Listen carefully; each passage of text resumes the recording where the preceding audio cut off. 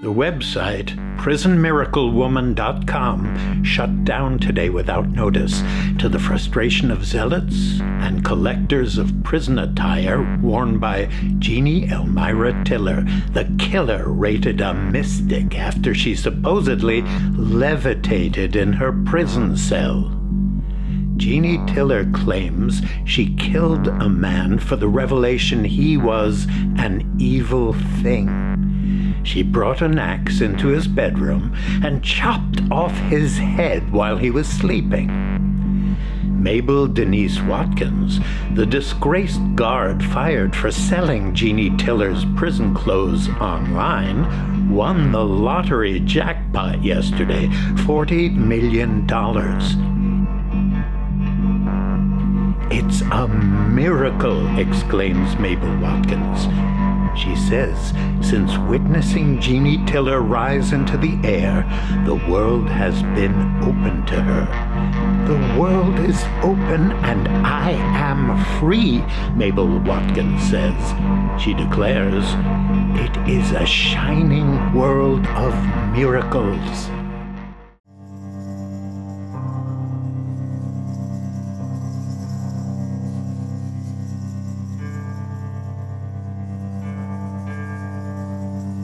I wish we could do away with personality.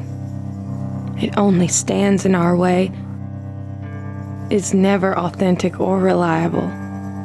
Just a product of conditioning and stuff that doesn't matter. My name is Sari Beth Merton.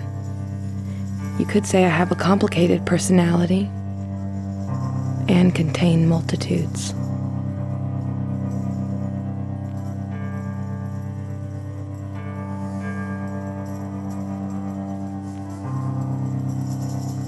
I do not blame the drugs. We did them for escape. Genie and I didn't know how to live in our own skin, and getting high out here in the boonies, it didn't seem to matter. This is the middle of nowhere, and it bothered us. To be alive and have nobody know about it, handed over from birth into emptiness, it was toil. We got high, and we left our skin behind. We felt like two balloons rising up over a hill. It was beautiful. We were feral, unhaunted. So much of the time we were just feeling. But Genie, no matter what she put in her system, she could talk. I mean, speak in a convincing way. She would talk about the impossible being possible, invisible being visible, about mystery, about living outside the law. Genie's favorite story was strange, from some strange old history, about a girl who wanted to walk through the flowers all day and feel the sun. Then one day the girl was kidnapped by a demon. The demon loved her. He took her to his castle beneath the earth, a place of shadows. Of course, she was miserable there. No flowers or sunlight, only the demon and his demon things. But what the demon did, he turned half his castle into a garden. Those weren't real flowers in the garden, and that wasn't real sunlight. But the girl grew to love this place, even though it was artificial. She even grew to love the demon. Stockholm Syndrome is my guess. But the girl's mother, she was a goddess. And the demon, he was a god. So there was this great cosmic meeting, an arbitration to figure out where the girl belonged. And what got decided was she would stay half the year on the surface of the earth and half the year underneath. It also got worked out how the colors of the world would look, green and vivid in the growing months, then dull after harvest. Grief for the girl's absence.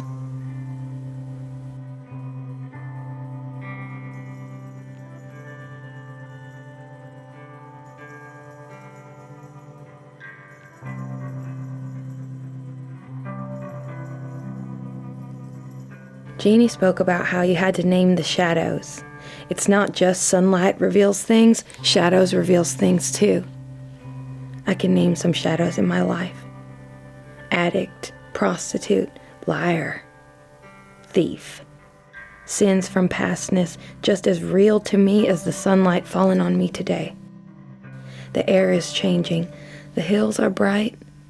It's nice to be out of jail. Nice to be open. It seemed we were always locked up in winter, Genie and I. Summers were good, summer nights. The days, not so much. Summer days could be hard because we had to work. My mother kept a garden that was a full acre. Ever work a garden that size? It's terrible.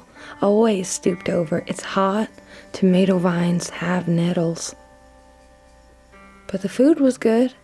All that fresh abundance. And I enjoyed tending to the animals. We talked together somehow. But everything a person had, you had to suffer for. It can be toil out here, real toil. Middle of nowhere, the sky could fall on you like a box and nobody would know. There you'd be, trapped and crying out. Anybody who comes along would just see a blank landscape and you not there. The way I'd cope with this feeling I could disappear was my hollering, just hollering out. I'd holler out, shriek, and no idea behind it. That kind of surprise during a drug buy or at the brothel Genie and I worked at for a time could really upset the balance of things. The guards in the joint would really get pissed. Hey, quit that hollering out! But since I've been out, I haven't hollered once. Genie stayed with my family for a little while before our troubles started. But she never worked in the garden or tended the animals. She just refused.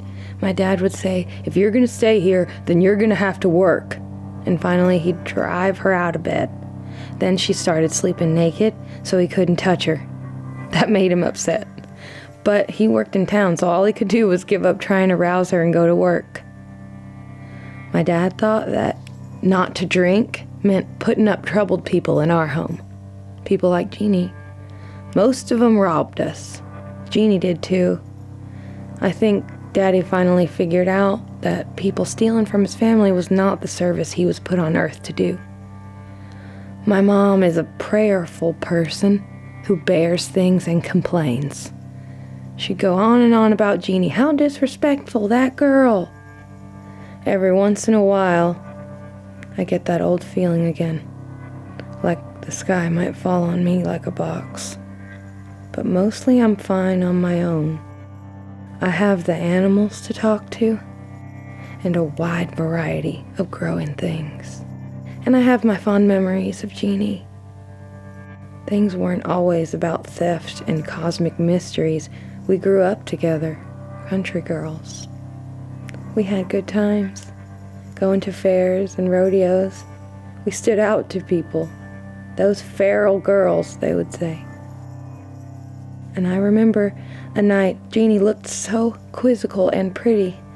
She just bought a new red top, and we were going to a party. But she did something else instead. That's the night she killed Oral. My name is Dodge Pendally. I arrested Genie Tiller. A few hours after Oral Bannon was killed, I found a down fence off a farm-to-market road. I followed the automobile tracks to an unused field and through a couple more down fences to a wooded area. There I found an older model VW of the type reported stolen by our suspect, Miss Tiller. The car was rung up on a little creek.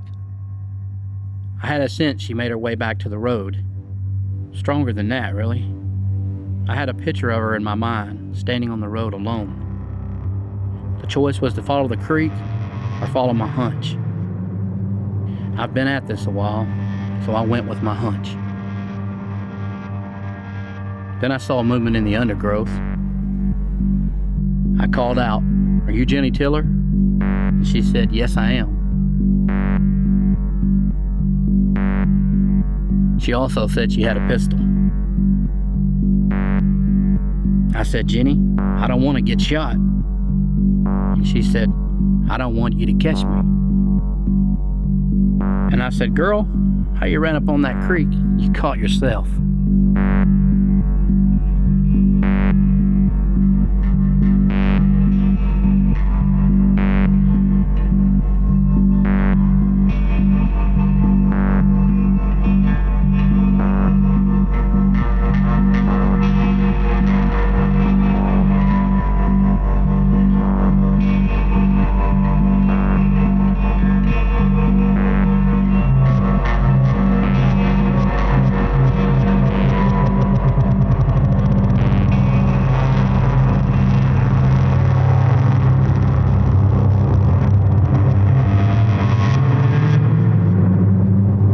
Things got real still, and then she told me she had a tremendous sense she ought to end her own life. Finally, she told me she didn't really have a pistol. She said what she did possess, and I remember because the phrase is so strange. She said she possessed the terror of the human condition. Said she'd been considering what people do in the face of such terror in order to establish a place in the world, a sense of order and dignity. I told her it was time to turn herself in, and that's what she did, cooperated fully.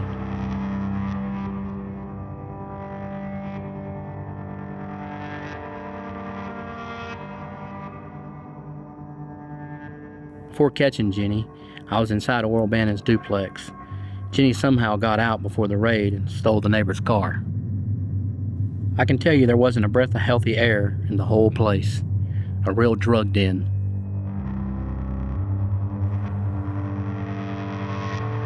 In the back bedroom, officers found the body of Oral Bannon.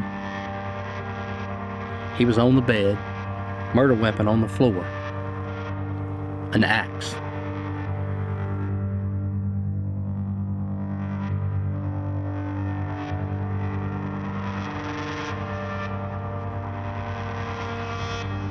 Jenny had swung the axe into his chest and then cut off his head.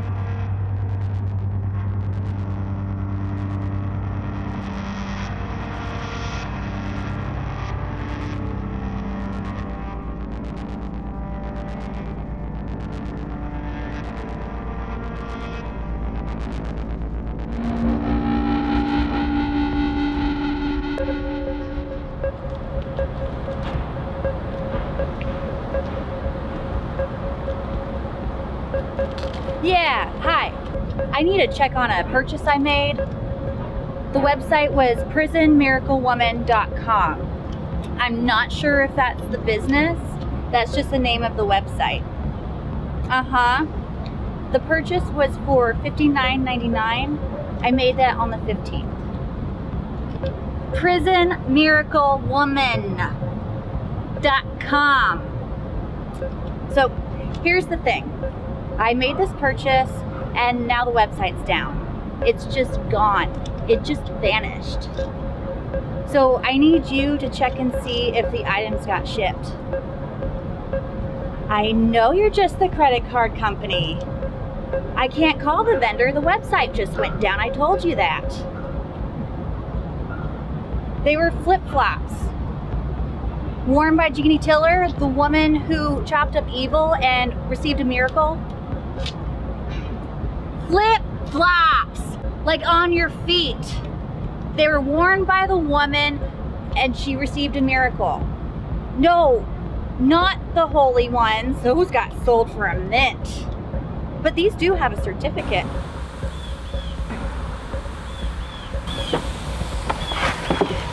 The prison guard saw her do it. She rose into the air. Anyone present in this Genie Tiller is either dead by an axe or rich as hell. This is all publicity stuff. It's cosmic. There's a bigger picture, but you don't want to see. It's grisly. That's why people are talking about it.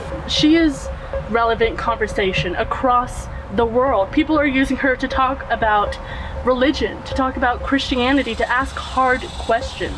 Emotional infusions of churchgoers and atheists, and I tell you, the internet is dumb. Statistically, Americans believe in the efficacy of prayer. Statistically, Americans are willing to lay down their lives texting or driving. Well, you can close yourself off, but I'm totally into it. This woman is one of the great religious mysteries. She's glory and gore, like something out of the Middle Ages. What? Nothing.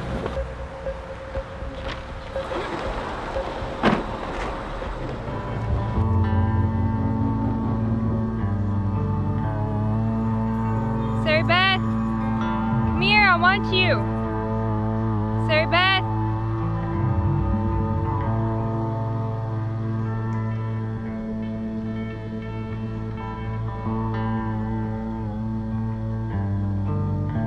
In the matter of acts versus attitude of heavenly guidance, I think it's all luck. There needn't be this tremendous difference between nature, where the wild things are, and the human mind. We're products of nature, after all. The ability to make symbols, analogies, metaphors, it's all a great gift. Nature's gift.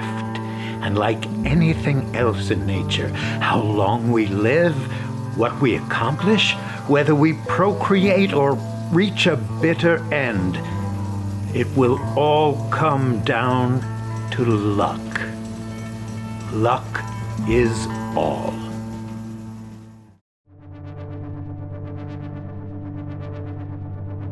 Call me DJ. I was at Oral Bannon's complex the night that he got killed. We just had a big party and I was passed out. And all of a sudden I hear Sarah Beth just hollering, and so I jump up. There's this big field behind Oral's place, and I just see Sarah Beth bolting across, just a t-shirt, nothing else. And all of a sudden this cop comes out of nowhere and throws a tackle on her. And now there's cops everywhere, and they're hollering they're gonna shoot. And then all of a sudden somebody's yelling, "Oral's dead, Oral's dead." And so I somehow managed to make my way across that field to the woods on the other side, and I just stand there in the dark, watch everybody get arrested. It was ugly.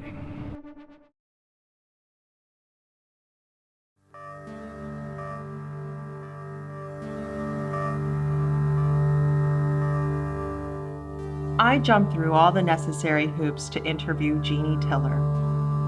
But the day before our talk, she marked the walls of her cell with graffiti and got in trouble with her guards.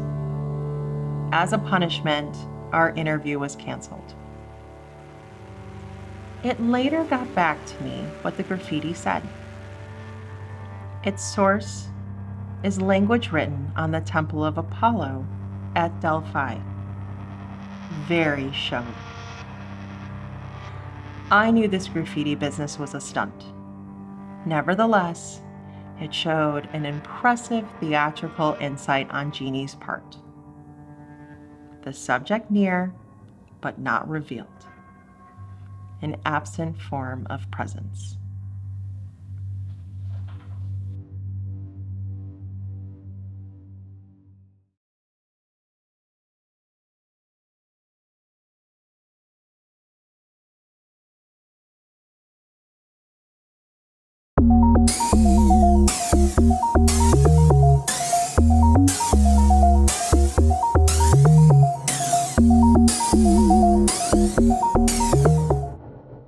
While I waited to speak to Genie, I interviewed Sarah Beth Merton, Genie's close friend. They had this brave relationship right from the start.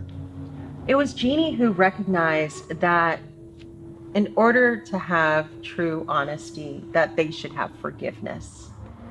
So they confessed to everything, admitted to every curiosity, every desire, anonymous sex, anal sex, killing a rival with a stone. One of them killed somebody with a stone? Thought about killing a rival with a stone. They were making themselves clear to one another, transparent. Was this Genie's way of testing her friend? Genie was practically uneducated, hardly ever showing up at school. She had this complicated and mysterious idea about how to live. And she worked it out when she was 16. The idea that all of human history can be played out in one person, played out in every person. All of human history. Yearning, laughter, love, hate, desire, the whole of a spiritual human history plays out in a single person, in every person. How democratic. She has a prophetic imagination. Well, she's also been quite tight-lipped about this experience. So anyone who reads Genie Tiller as a prophet should also concede that she's a reluctant prophet. Given all that a prophet has to go through, isn't a reluctant one the only kind worth really having? In Genie's scheme, nobody has authority over anybody else. Everybody has access to all the darkness and light that's out there.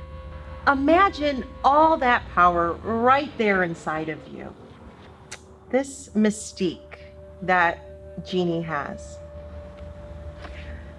I'm telling you, Martin, it just draws you in. That word, mystique, it pricks me like a thorn. This woman did unimaginable things. Do we call that mystique? It's a troublesome story. I don't deny it. But also, it's cosmically inclined. I think, instead, it's a story about transference. How do you mean transference? Well, it's an idea about justice. Or maybe about keeping order. It's from way back in history, one of the basic ideas of humanity. The crux is this. We assume the sins of a community onto an object, and then we sacrifice the object. What you're talking about is a scapegoat. The ancient Greeks, who gave us some notion of our own democracy, they used to select people and beat them and humiliate them when times were bad. The officials would haul them up in front of the mob and say, "These are the strange ones. These are the ones causing all of the trouble." Whether it be bad crops or tainted water or giving aid to the enemy, all of the sins of the community would be transferred onto these people. People probably selected at random, and the community would watch them die, thinking somehow that was going to make things better. And how does any of this relate to Genie Tiller? What that young woman did was some transferring of her own. All the rage built up through addiction and disappointments, she put it all on the shoulders of that young man she killed. He became all of the trouble in the world in her mind, and so she killed him with an axe, thinking that sacrifice would help her get past her troubles. Genie killed Oral Bannon not as a scapegoat, but as a thing of evil. Might I suggest that she tells the story of levitation because she needs to think that her act of transference was a spiritual event. She has a complicated message. I suggest we hear her out. Well, this special message will fall away with proper care. Once she understands it's murder, she'll be on the way to rehabilitation. And she will speak no more of rising up into the air.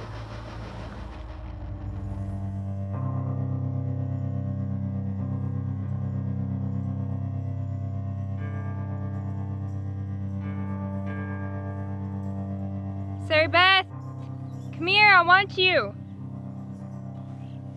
I'm here. I want to tell you what I've been working on.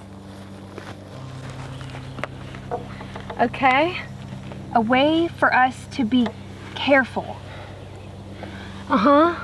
Careful in what we say. We have to take care of each other and not be tricked. Do you know who it is we're on watch for? Who that would trick us? Well, could be lots of people. Yes, but who specifically? Thieves? Yes. And police. Yes, specifically police. Okay. With thieves, it doesn't matter how you win. Swing anything accessible, squash them with it, be horrible. But with cops, all we have is language. What we say can be used against us. That's right. And the cops, they're cunning. They know that if they have 2 people in custody, suspects in common with the same crime, one is gonna sing to protect herself, get the better deal. That's what's called prisoner's dilemma. What do you mean? Here's what I've been working on, an exercise. You don't trust me! I do trust you. Between you and me, we know what's beautiful. Remember we took Gibran's poems out of the library? We vowed we'd never return that book. We trusted we'd always find something beautiful when we dipped into Gibran. I trust you like Gibran. We don't dip into Gibran anymore. We will again. There are so many possibilities for us, but I need you to listen to me. Okay? So what I've been working on is this little game with words. This is a game that's going to protect our freedom. I'm going to tell you the rules. Are you ready? Okay. When I say a word like home, I want you to think to yourself, and be careful, I want you to think of just the word home. I don't want you to get nostalgic. I don't like to think about home. I like to think about leaving. You and me, going far away from home. Yes, but I think of you and me, and that's my home. That's really nice. So, we're good? Almost. Listen, cops have a way of speaking. They're cunning.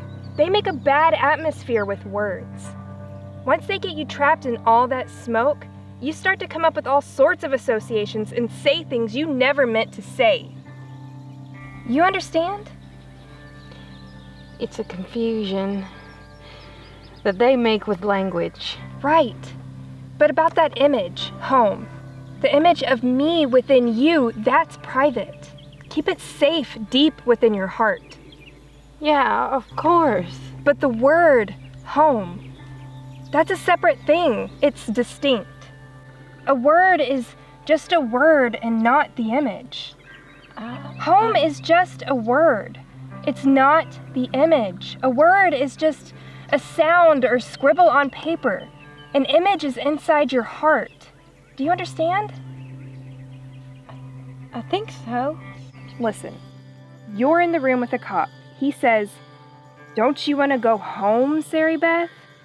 Don't you just want to say what's troubling you so you can go home now?" That's the cop trying to coax you.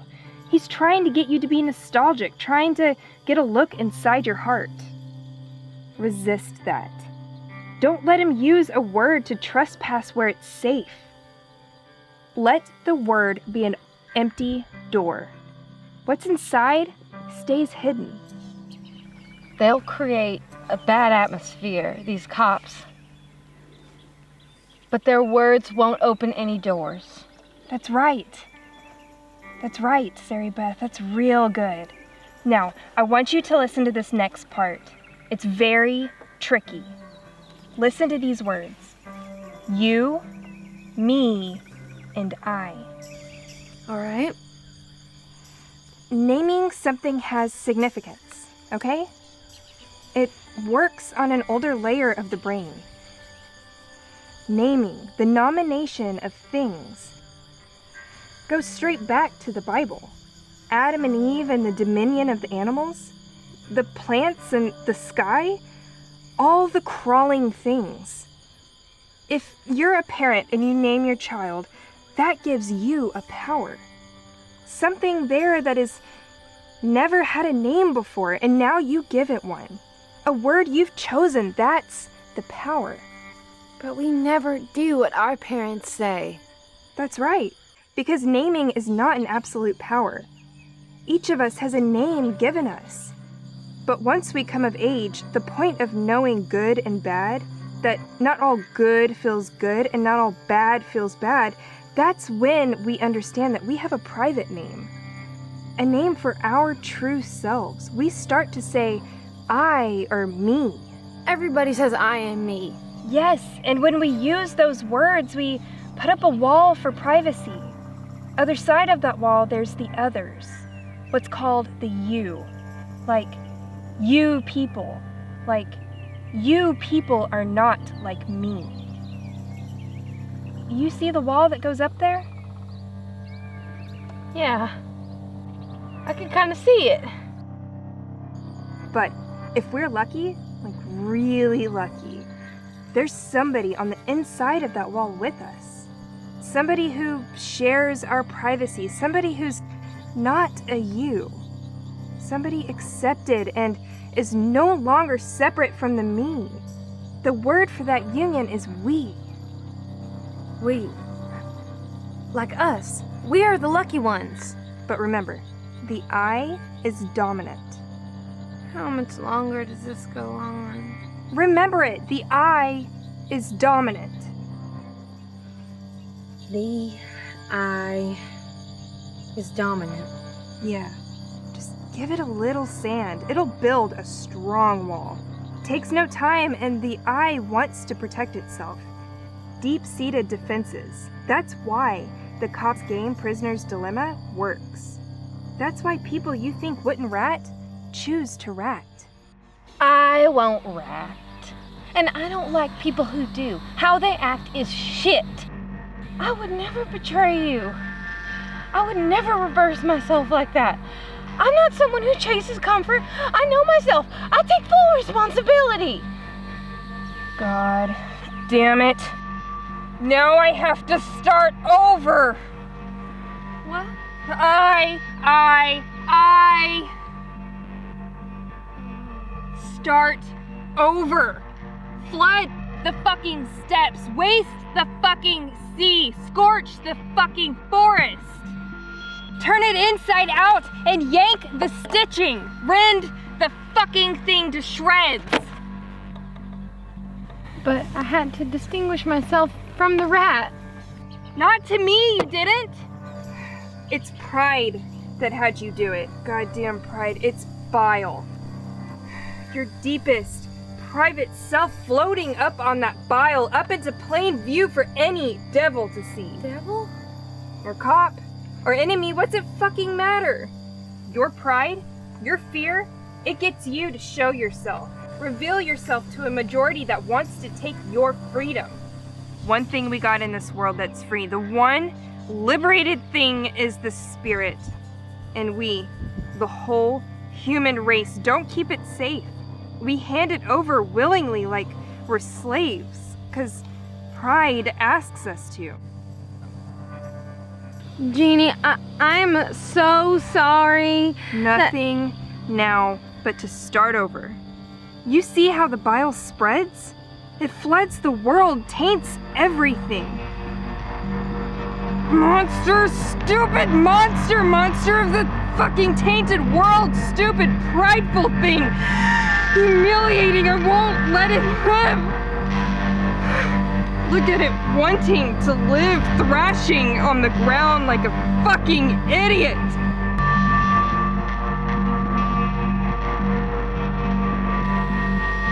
Take it back.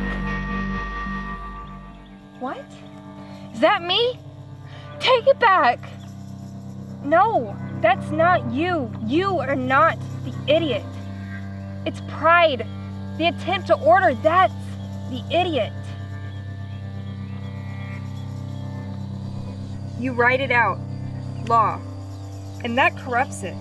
Corruption lives in the composition. That's where the compromises are. What we should do is live free, resist orders and language that tries to put things in order. We should live free. That is what we're here to do. Genie, I'm sorry if I made you start over. No, it's okay. The takeaway in this is, I know you won't betray me if the image I have for me is you. And the image I have for me is you.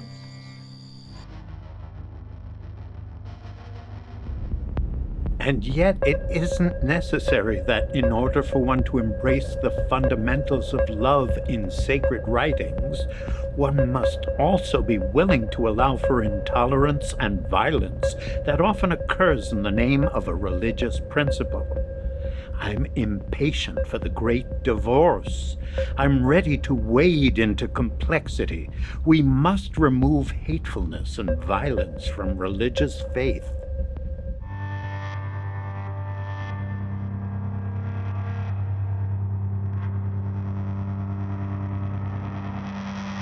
I see a far thing coming closer.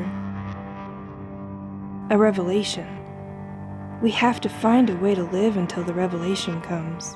Okay, but how do we support ourselves? We'll go live out on the fringe, see craven people who need light in their lives. That's where we'll find the revelation. Wherever you go, I will go.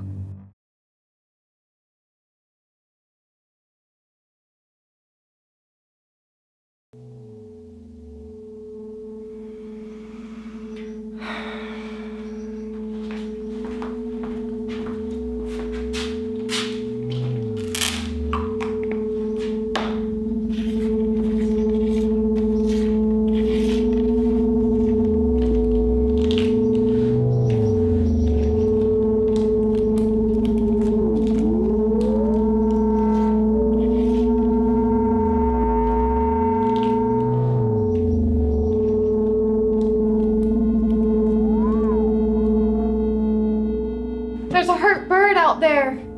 It's dragging one side. This is it. This is the motorcycle. This is the thing I want. Oh, yeah, Oral? Well, get the fuck over here and have a look at it. That's a fine thing, Oral. You think so? It's in black and white, Oral. I can't hardly see it none. You got no vision at all, Dickie. Sorry, I am. I trust you to know a fine thing, Oral, truly. Mm-hmm. Everybody, listen up.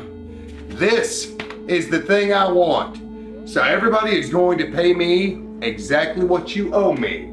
Every penny. You got that? What's wrong with that bird, Sari Beth? A baby bird. Can't lift its wing. Did y'all not hear me? I said every penny. Suffering mother! Where's Genie? She got busted. For what? I don't know. Quit hollering out, Sarah Beth. I done told you about this. What are we gonna do? Oral, you have to do something! I'm not gonna do nothing. I've got speeding tickets done gone to warrant. I'm not stepping in a police station over stupid Genie.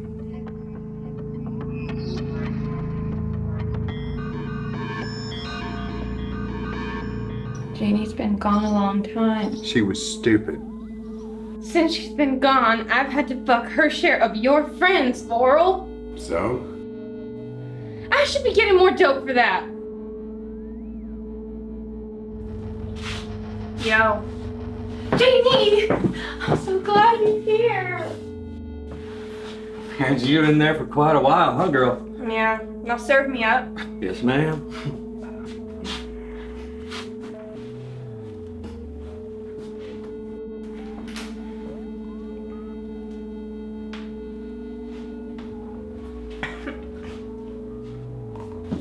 You got that too you owe me? For what? I'm trying to buy a motorcycle. And you want to borrow from me? I want to collect from you. You've been living here all this time, and you owe me for that. No, Oral. I don't owe you anything. I fucked a couple of your friends last week. Hell. Shit. They just got Dickie. For what? DUI. His second offense. Aren't you gonna bail him out? I'm trying to buy a motorcycle. I cannot be spending any money on his drunk ass. Plus, if he had just stayed here and paid the cable bill like he was supposed to, he could get drunk here rather than putting himself in all that danger out on the road. Anyway, Nobody spends any money on this house but me.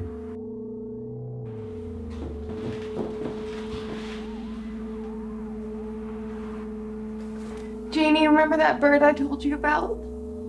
Oral never mows the yard. It's probably still out there. You go mow the fucking yard. Hey, everybody.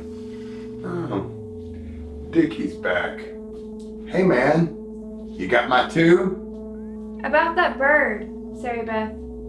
Is it shiny? Suffering mother! I'm busted.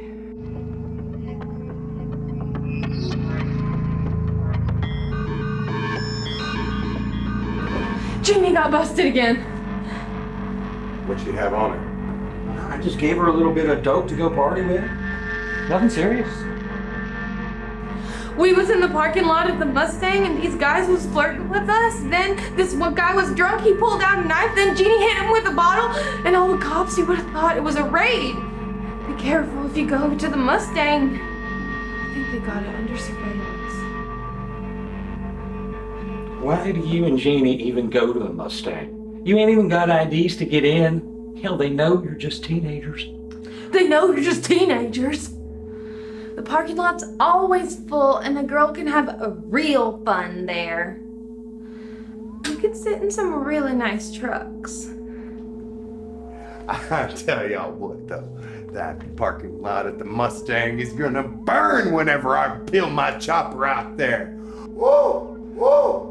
The sound alone's gonna break some windows. A chopper now? You can't even afford a motorcycle and you've been saving forever. 'Cause you owe me so much money, goddammit!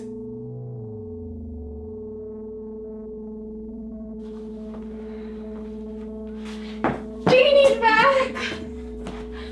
Shit, girl. I didn't think you were ever coming out. I got a tooth pulled. It was fucking rotten, just rotting inside my mouth. Uncle Sam paid to have that tooth pulled. Hard-earned tax dollars out the window because you're a skank that won't brush.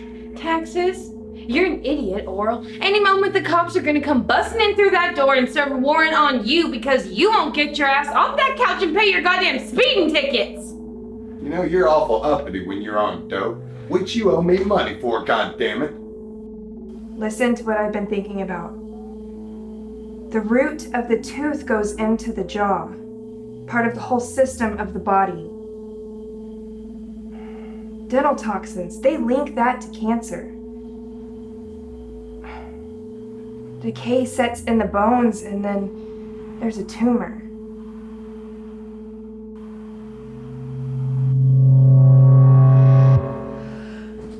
Oh no!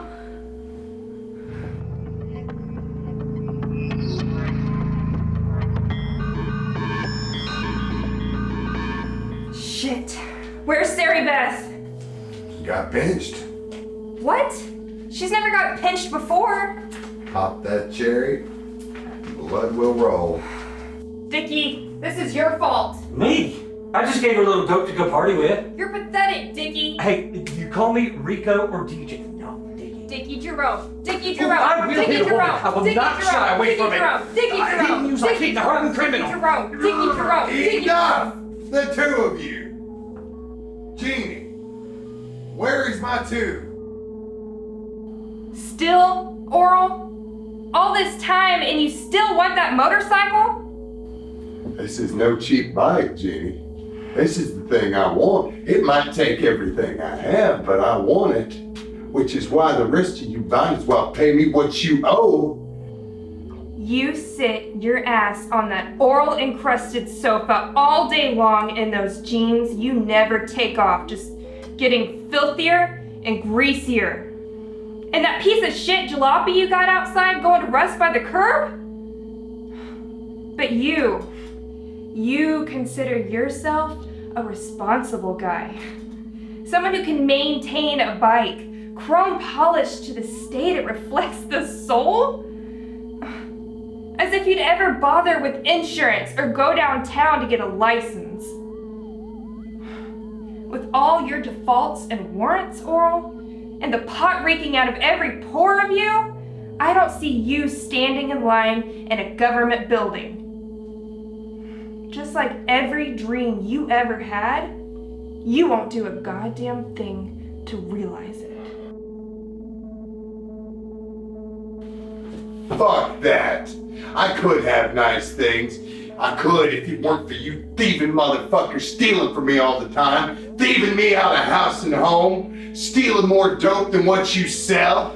At least I'm not in and out of the joint like the rest of you. You never leave the house, you paranoid dope dealer.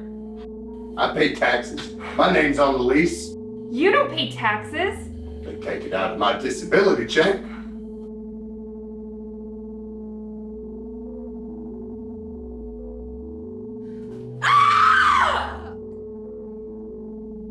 Who is that hollering out? Sarah Beth, welcome back. I worry about my lost tooth. Do I look trailer park? No, it's at the back. You cannot tell. I worry about dental toxins. Oh no. Please. Oh shit. They busted Dickie again. He's soft. I don't think he's cut out for what they've got for him in jail. I wonder if what we say, a word across the tooth, sends some sort of impulse to the jaw. The jaw is heavy with pointless language. Language that we don't really feel but just keeps generating. The vibrations of all those words just running through our skeletons. There's an energy, you know, in what we say. And decay, too. From the sugary grit of pointless language. Yeah. Fuck that. All the sharp and rugged words like fuck, just knuckled and hard with the hate that we have for saying things to one another, wishing we could be understood without having to say anything at all.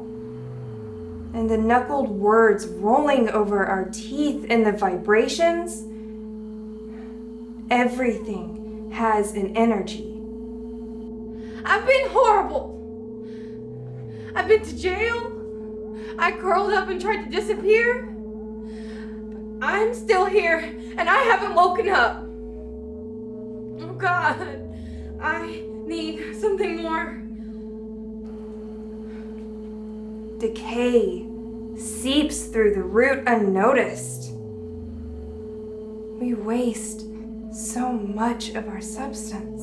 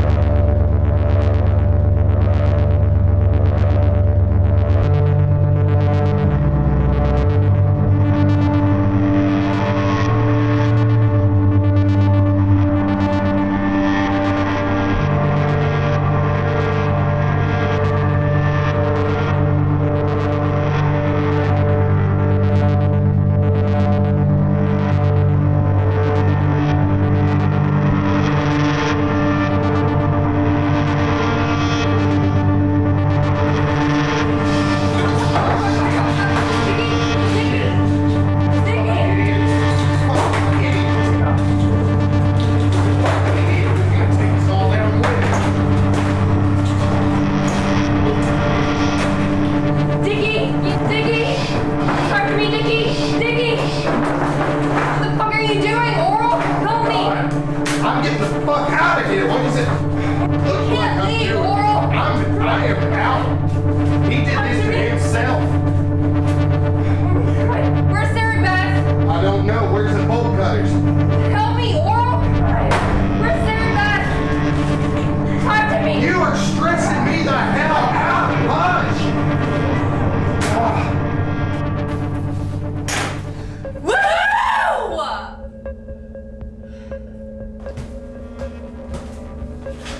prairie fire! I'm gonna go get the bolt cutters.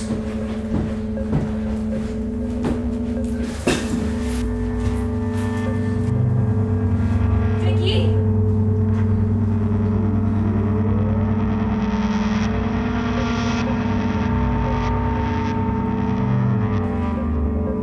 Don't touch him! Stop touching him! Sarah Beth? Sarah Beth? I'm a prairie fire! Sarah Beth? Sarah Beth? Come home to me! Sarah Beth, come home! Fire on the horizon! Guns going off! Guns going off! Guns going off! Guns going off! Don't touch him! Fire on the horizon!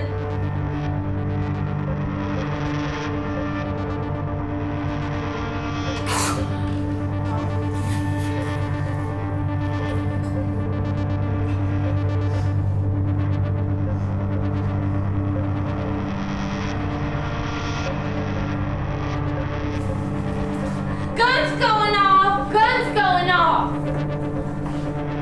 Fire on the horizon!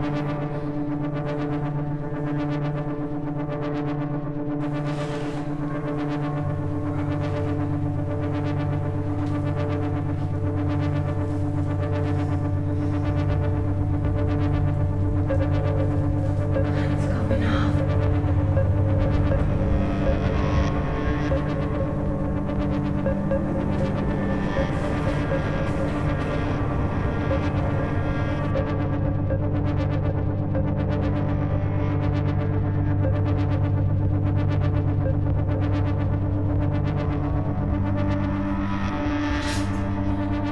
I'm a prairie fire.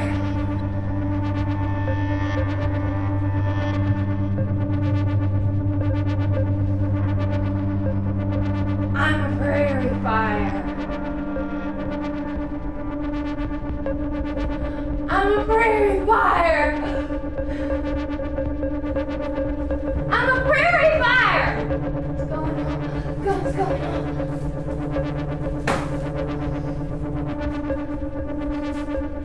Woo! I'm a prairie fire! Sarah Beth. I'm a prairie fire! Sarah Beth, we need to get I'm a prairie fire! I'm a prairie fire! I'm a prairie fire! I'm a prairie fire! Sarah Beth, stop! Sarah Beth, stop! Sarah Beth, stop!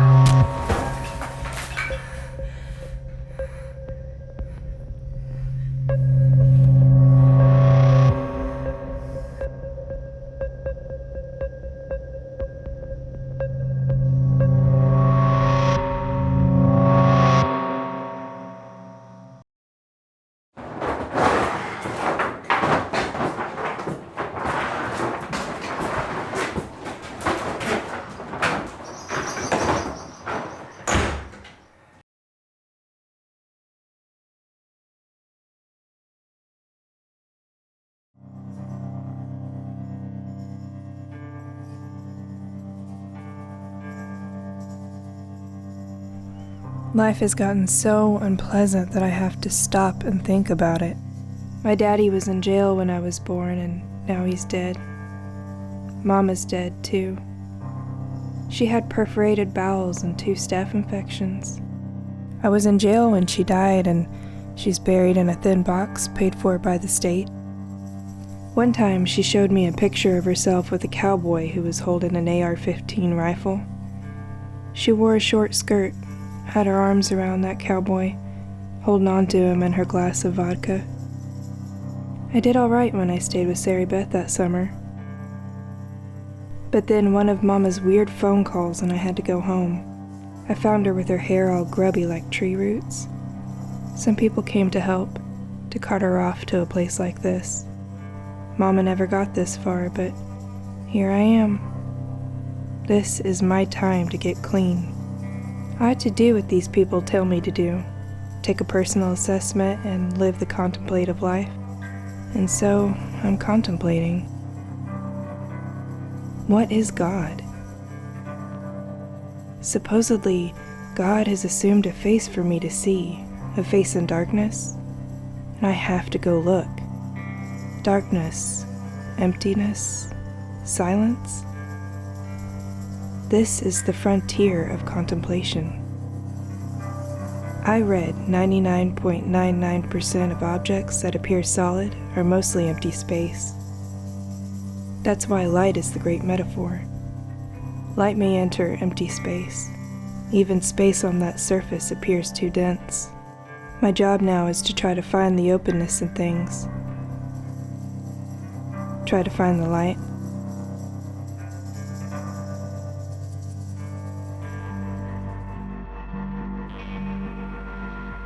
She claims, this certain young woman, and she sure does like to make claims, don't she? She claims she had a dream that would not go away, an all-day visible dream. And the dream revealed a man as an evil thing. This man was her man, in the impolite or street sense of that word. Her man, a hookup for drugs. Her man, the one that shopped her across all categories of sexual congress. This man, her pusher. This man, her pimp. A man she chose to live with. Man of trouble, no doubt, but a man she chose. Some will tell you this certain woman is a feminine aspect of God, an apparatus of God's judgment, she and her acts, and that what she represents is a far call back to a feminine deity out of ancient Greece and Rome. And I ask you, is this sacred thinking? Does this pass for sacred thinking? Are we to anticipate leaves sprouting on her body as some new symbol of renewal? Does God have feminine aspects? Now, God is everything, yes, and most of all, God is mystery. But my relationship is with Jesus. Jesus was a man. He was carried in the womb of a very surrendered and pure mother, a human mother, created inside the womb by the masculine sense of God that is all-powerful, the Creator. A dream is like a fish that vanishes between the stepping stones, the mist that passes under the little bridge. This certain woman invested the entirety of her soul on a dream she had, and the truth of it is awful. Her supporters put her way up among the constellations, as though she's the stuff of ancient Greece and Rome. But this certain woman who came out of prostitution and murder into the public consciousness and the figure of debate is not the stuff of sacred thinking. She and her ways cannot be reconciled with the virtues of God. God, our Father. Amen and amen.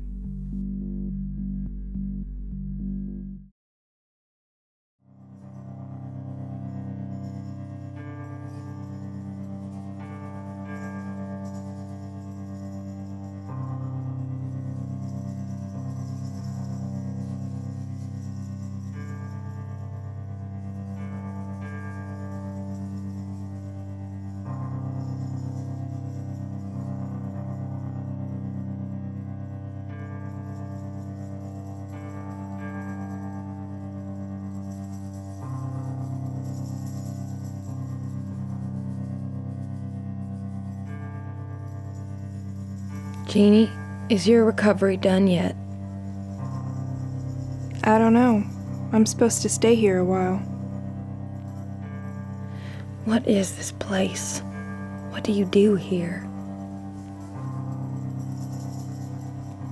Contemplation, renewal, the stuff of getting better.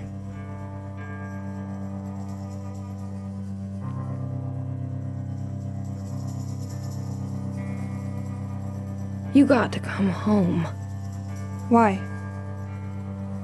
Oral had an accident. He wrecked his motorcycle. It's bad. How bad? He might lose his leg. Where is he? That's the thing. They're releasing him from the hospital. There's nobody to take care of him. What about you and Dickie? Jeannie, we can't. We just can't. Okay, I'll go. That's beautiful, Jeannie. Thank you.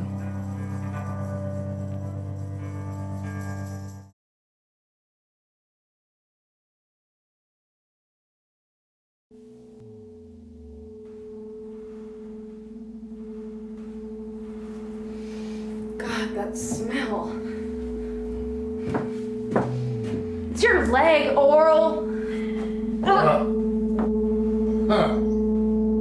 You ought to go get it seen to. Where are my pills? Jeannie's still out getting them. Dickie, you should have gone with her. You should have put a bunch of threats in her ear. Terrible things. Horrible things. Always make sure she comes back with my pills. You know I can't go to the pharmacy, Oral, me or Sarah Beth. We look like drug-seeking behaviors. Jeannie's the only one clean enough that she don't stand out at the pharmacy. She looks good lately. Real clean around the eyes, too. Hey, Jeannie. Pills! Right here, Oral. I'm only giving you one. I want 3. You've already had whiskey and dope.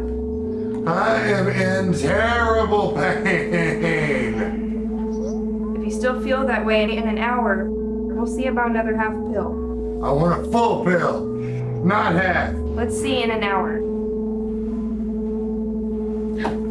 Jeannie, I love this new top. Thank you. Do you mind that I found it? No, I'm glad you like it. Pretty. Sure feels nice. Dickie, please don't get any dope on it. It's new. Sorry. Why were you hiding it in your backpack? I wasn't hiding it. Then you don't mind if I borrow it? No, you can borrow it. Ooh, something nice.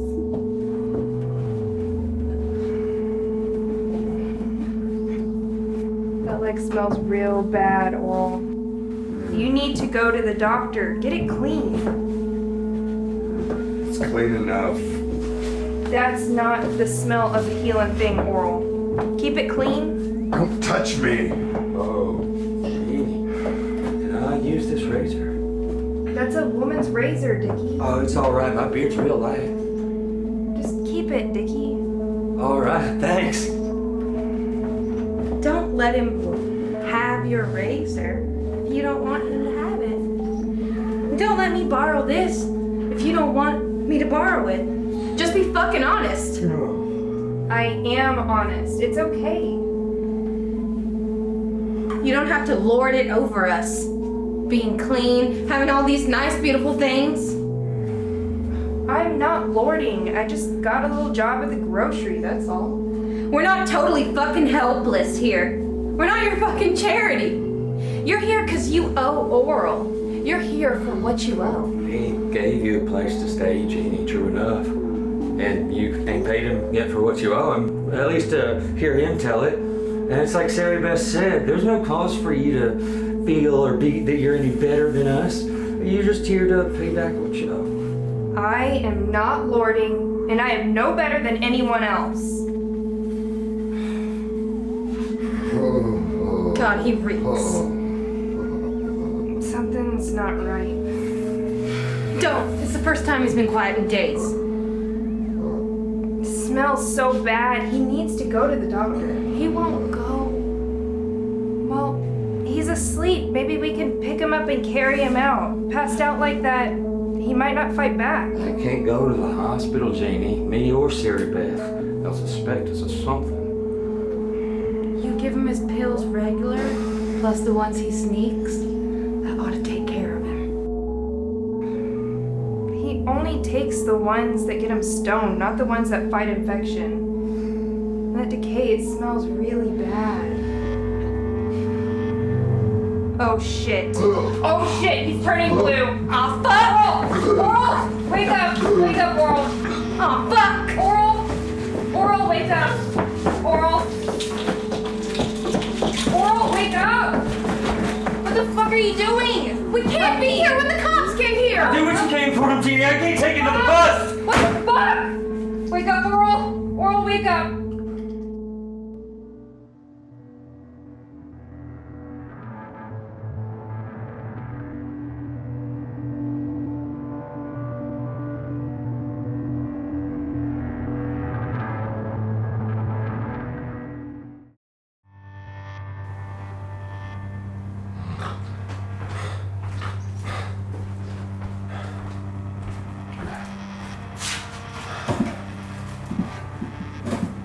Hello?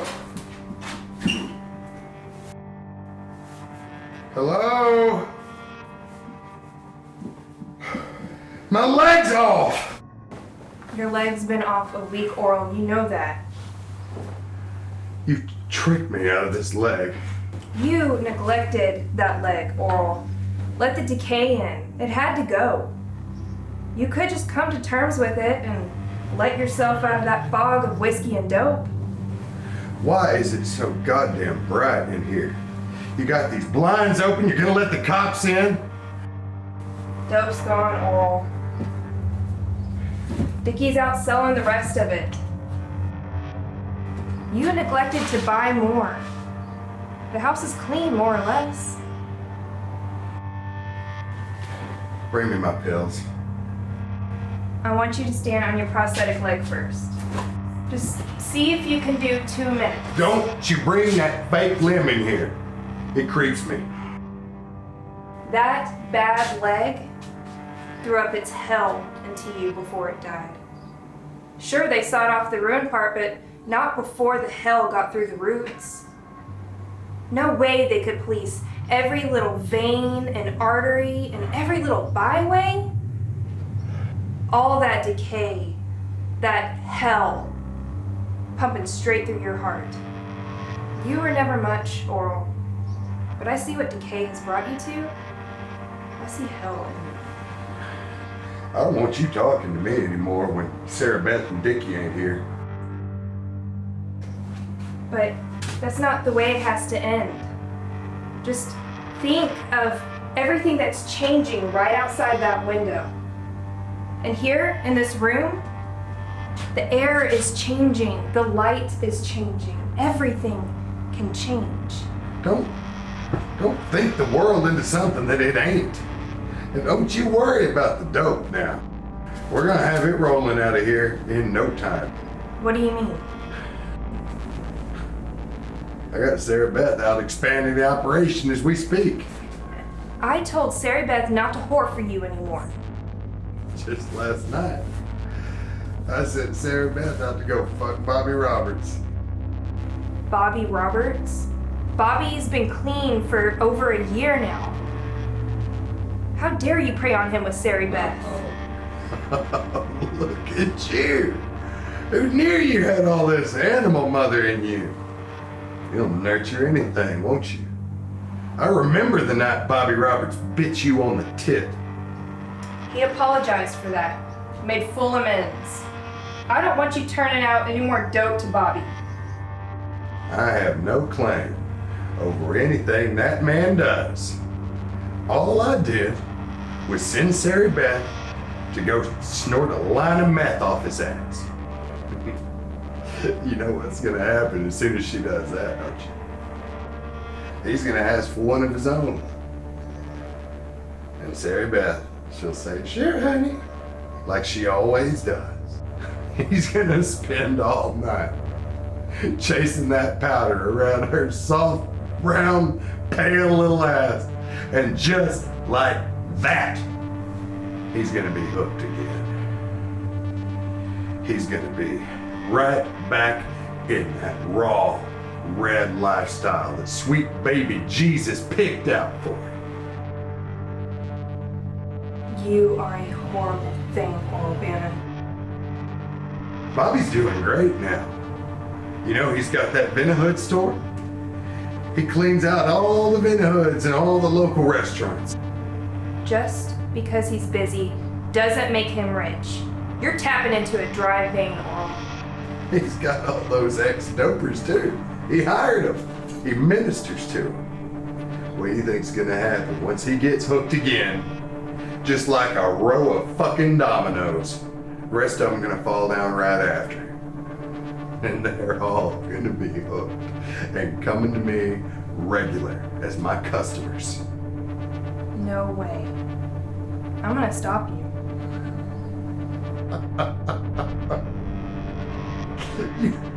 You can't stop this. It's got nothing to do with you. It's got nothing to do with me. Or even Sarah Beth.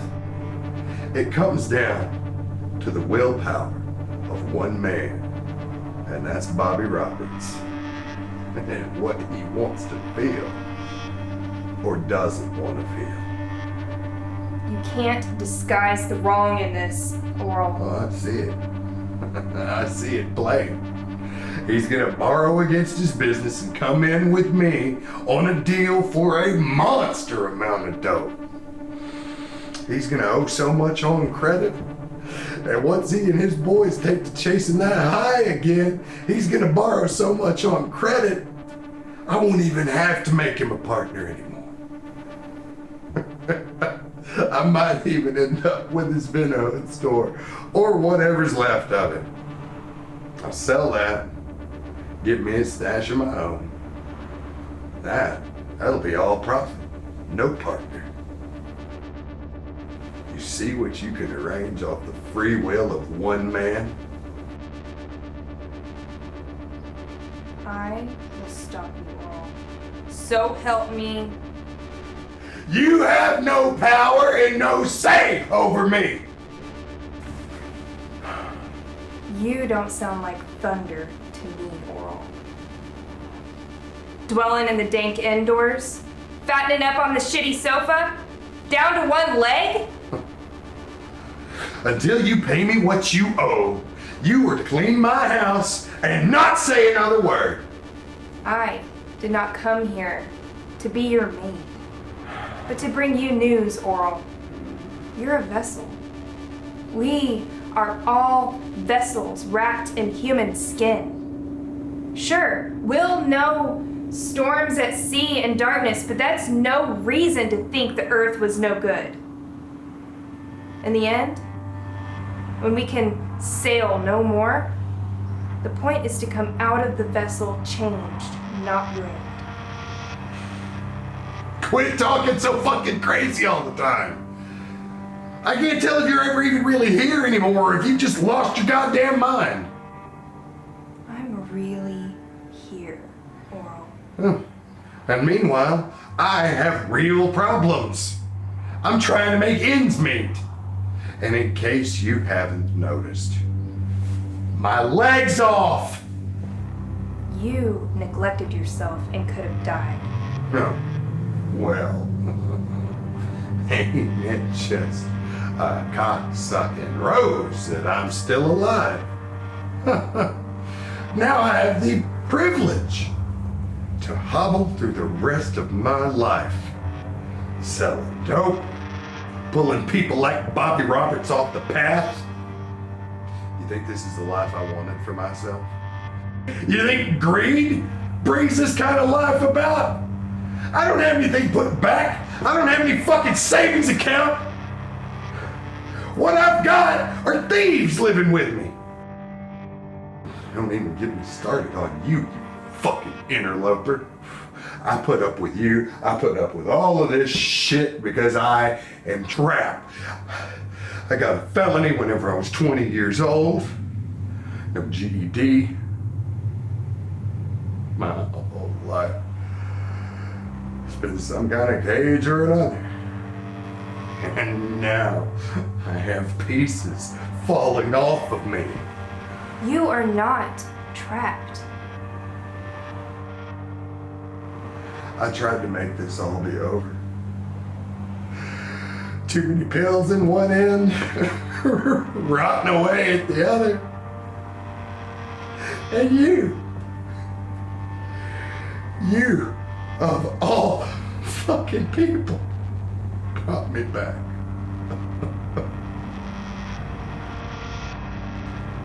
What do you mean, make it all be over?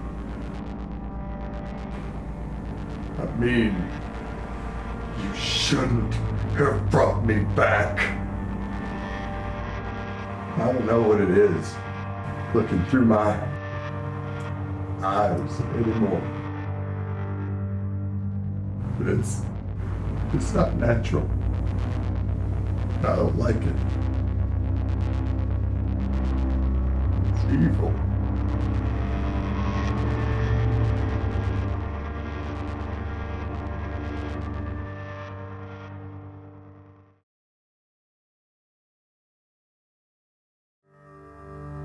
Prophetic action is preservative in that it tries to keep alive certain elements of a tradition bequeathed to us from the past, and revolutionary in that it attempts to project a vision and inspire.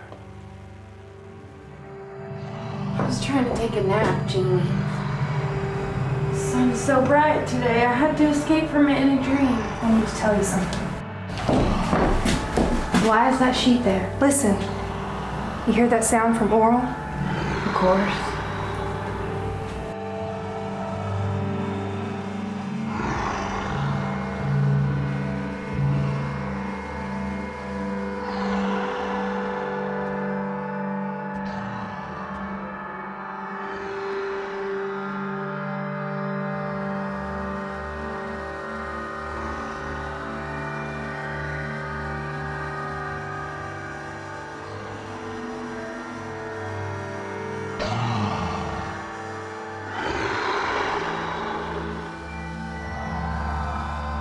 Listen.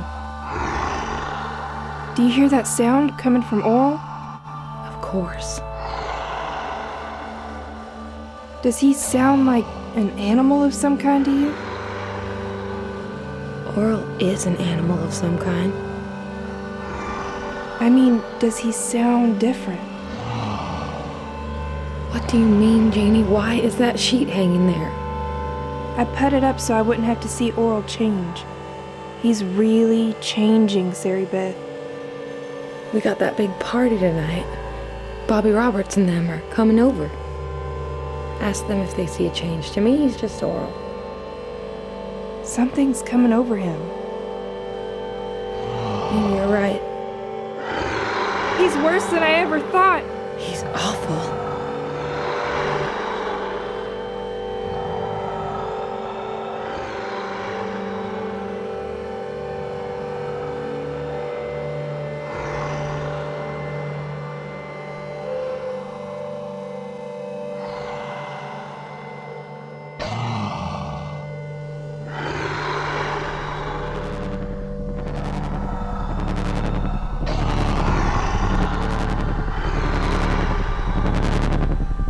He looks evil, Genie. What are we going to do? Genie, tell me.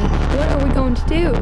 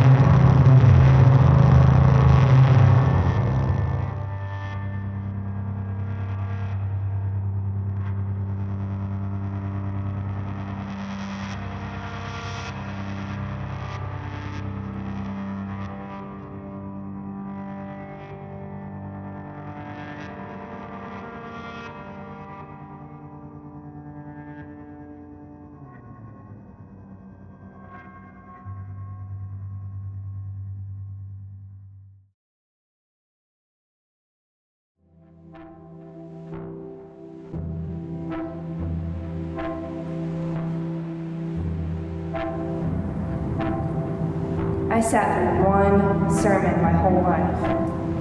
I got through it though, telling stories through pictures, the word given authority because images run so deep in the mind. Elemental pictures like feeding people, washing wounds, protecting children, and all that surrounded by music and people up and down and prayer. Stuff that makes people receptive to what you have to say.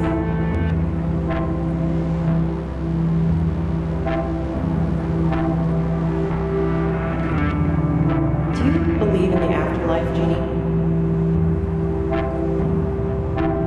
I worry about it. I fear a situation where I come across Oral on a field. He commands me to touch the wound on his chest, feel the jagged depth of it. Commands me to take his jaw into my hands, lift his head and see the awful distance of his neck. His head never again to be a settled thing upon his body. How can I live in that world? If there is an afterlife, it has to be truly beyond, you know? Beyond recognition. Beyond anybody knowing anybody. Leave the room. Outlast the room. Last it all.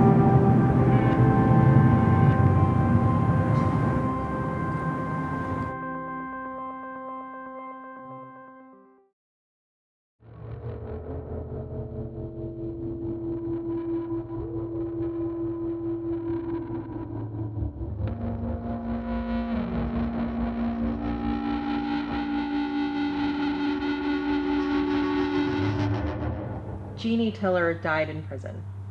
She was stabbed 9 times.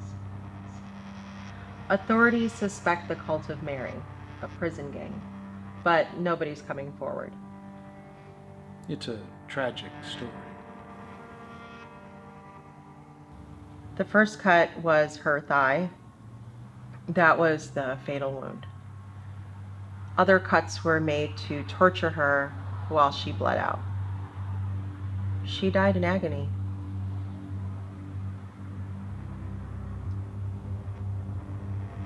We'll be right back.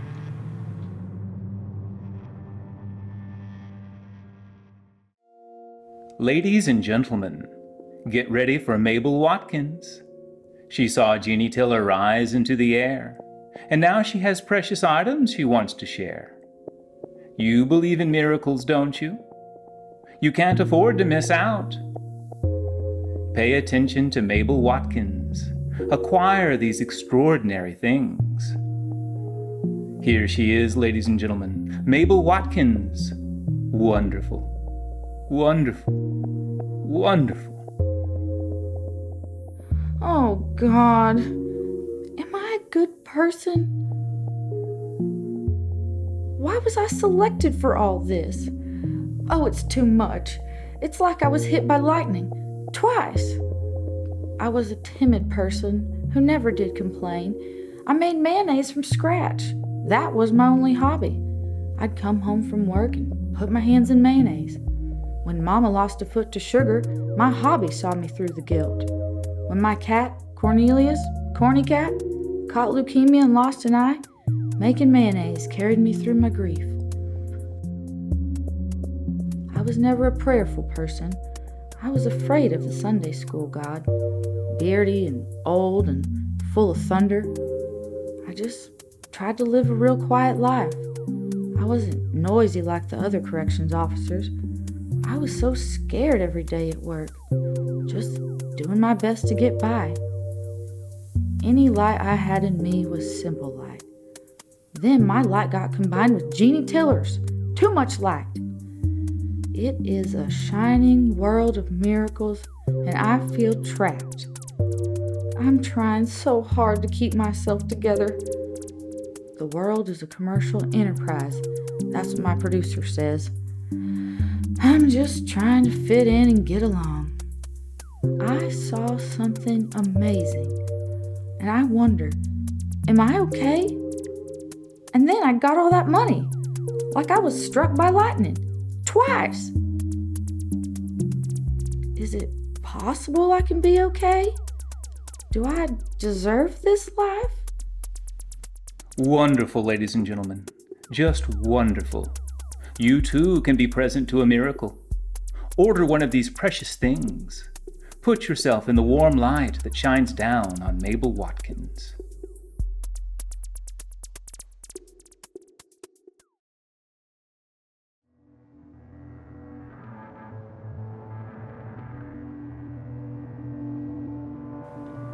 I'm here to talk about my son, Oral Bannon, because there are some things I didn't get to talk to him about when he was alive, and because there's nobody else to speak for him now that he's dead.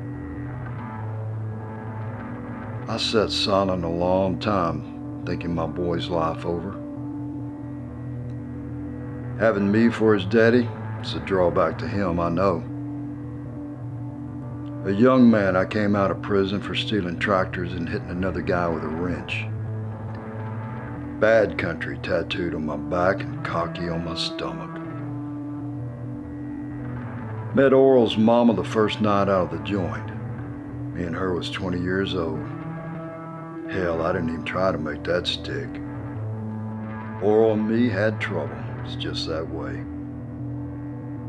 And I know the evidence says he lived a raw, red life and wasn't a saint when that woman killed him. But he didn't have the police record she had.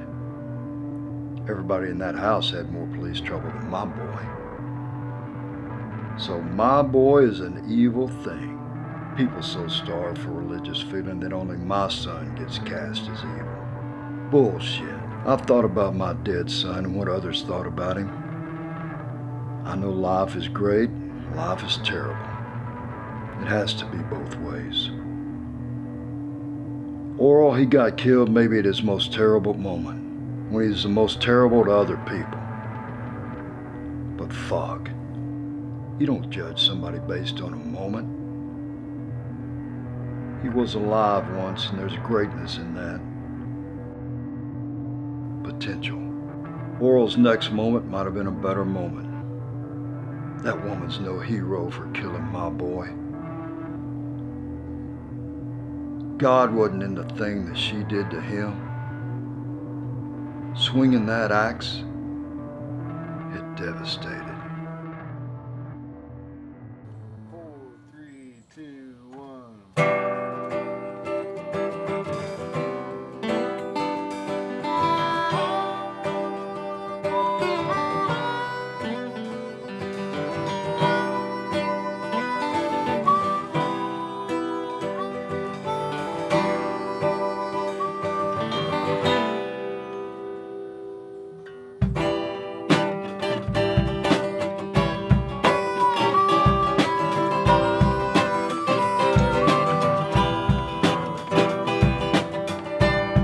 No begging the miracle when the miracle's made. If it questions your faith, you can take it in trade. You best in the thing lifts your feet off the ground. When you grab for that heaven you've lost but now found. If it's what you feel, it's real. If it's what you feel.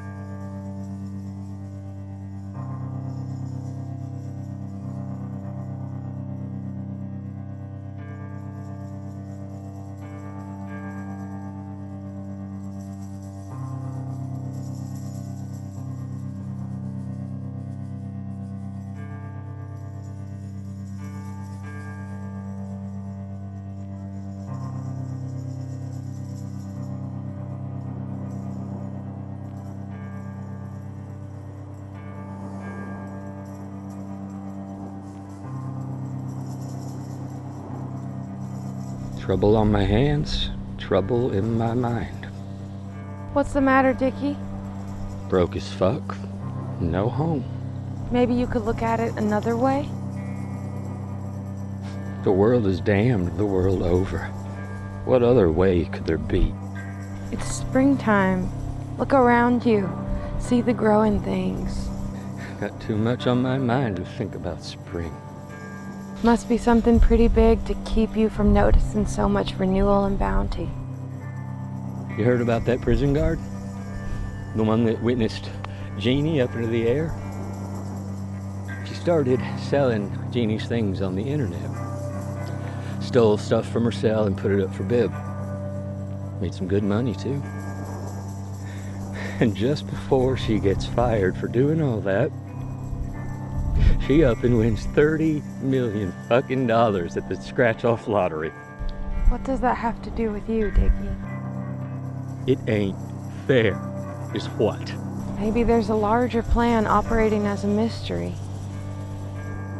Sarah Beth, do you think Genie lived a miracle? Why shouldn't she have? The world is strange. I've been considering it. Tell me. The right attitude for witnessing a miracle is good fortune, ain't it? And all the time that we spent with Genie, you and me, giving her a place to stay when she got out of jail, putting up with her weirdness, don't mean nothing apparently. Where's our slice?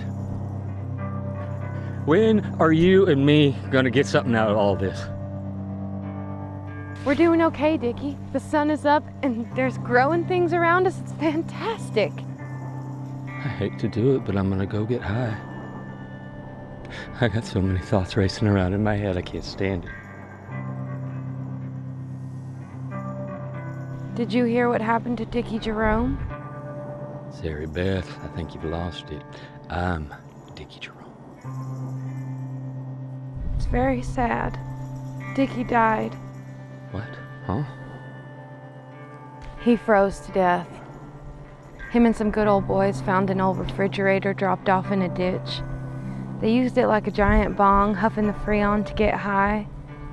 Dickie inhaled too much, and his lungs froze. His lungs gone to delicate panels of ice, tinkling as they broke into tiny bits. You witness a miracle, and you try hard all your life. And what do you get for it? Fuck all is what?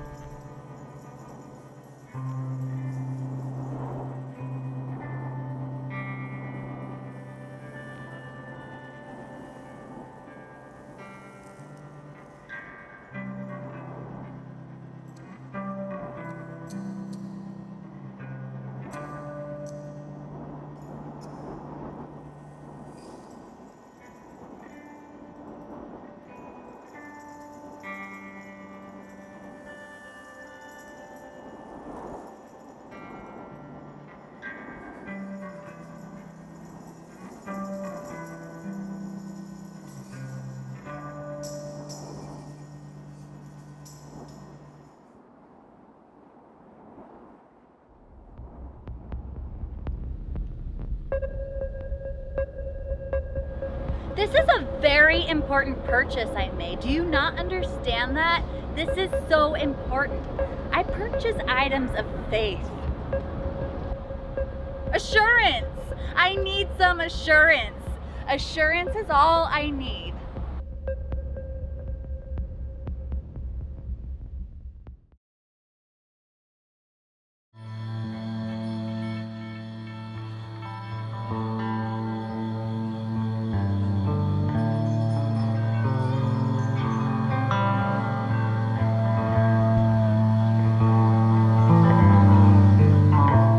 Will it cohere?